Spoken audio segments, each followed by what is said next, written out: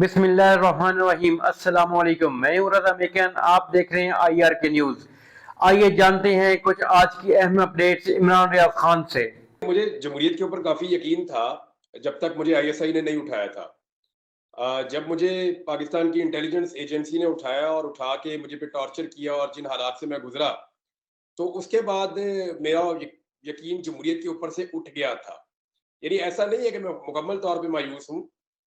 मायूस तो मैं कभी भी नहीं होता, ना मैं लोगों को कहता हूँ कि वो मायूस हों। लेकिन जो कुछ इस मुल्क में हो रहा है, वो जमहूरी नहीं है। जमहूरियत के अंदर कुछ चीज़ें बड़ी ज़रूरी होती है ना। एक आपके पास रूल ऑफ लॉ होता है। कि कानून की हुक्मरानी होगी और जो गलत करेगा उसको सजा मिलेगी, जिसकी गलती नहीं होगी उसको सजा नहीं मिलेगी। और यहाँ पे दो कानून नहीं हो सकते, बड़े आदमी और छोटे आदमी के लिए। सबके साथ एक जैसा सलूक होगा। तो ये तो आपका रूल ऑफ लॉ वाला मामला है, वो पाकिस्तान में कैसा है ये आप अच्छी तरह जानते हैं। यानी मुझे आज तक कोई अदालत बुला के ये नहीं पूछ सकी या मुझे इंसाफ नहीं दे सकी। मैंने इस मुल्क के चीफ जस्टिस से बाकायदा दरखास्त की कि आप मुझे बुलाएं और मुझे बुलाकर पूछें। मैं आपको बताता हूँ कौन उठा के ले गया था, कहाँ ले गया था, कहाँ पे रखा, कैसे टॉर्चर किया। लेकिन उन्होंने नहीं, इसके ऊपर तवज्जो ही नहीं दी, बिल्कुल।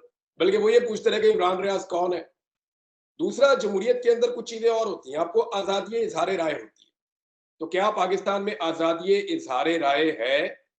अभी मैं थोड़े दिन पहले सुन रहा था, हमारे एक दोस्त हैं मुबशर लुकमान, वो एक टीवी शो में बच्चों को बैठकर ये बता रहे थे जनाब कि अमेरिका में आप बात नहीं कर सकते यहूदियों के खिलाफ, या एंटी सेमिटिक या कोई ऐसी चीज आप नहीं कह सकते, उनकी नेशनल पॉलिसी है।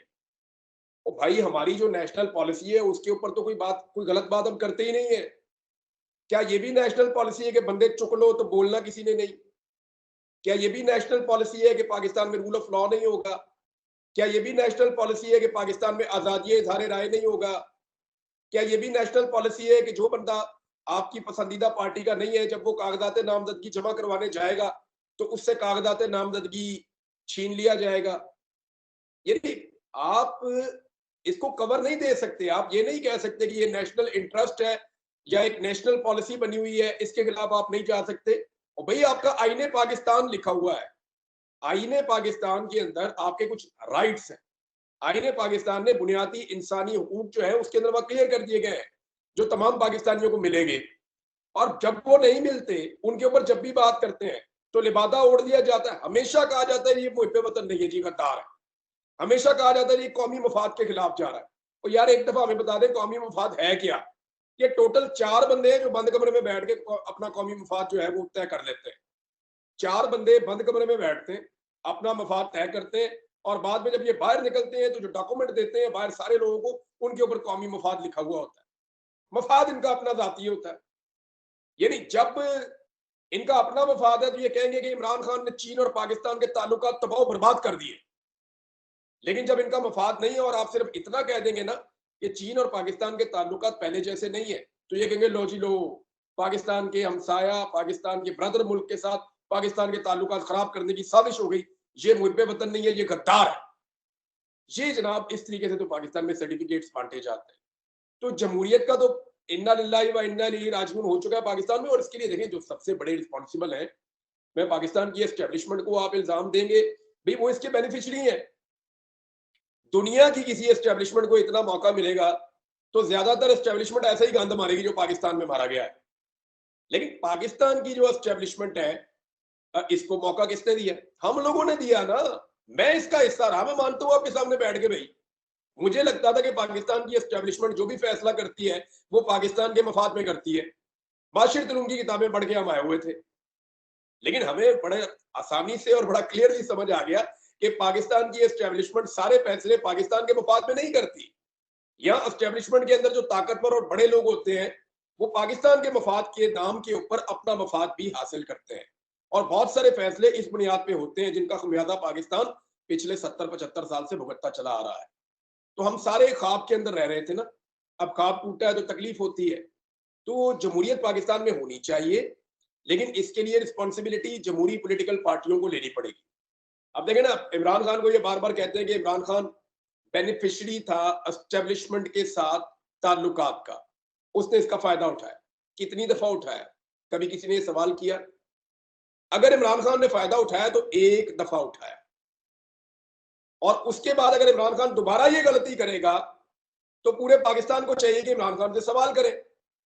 नवाज शरीफ ने इस एस्टेब्लिशमेंट के साथ आंख मचोली खेलते हुए उनको 40 साल हो गए।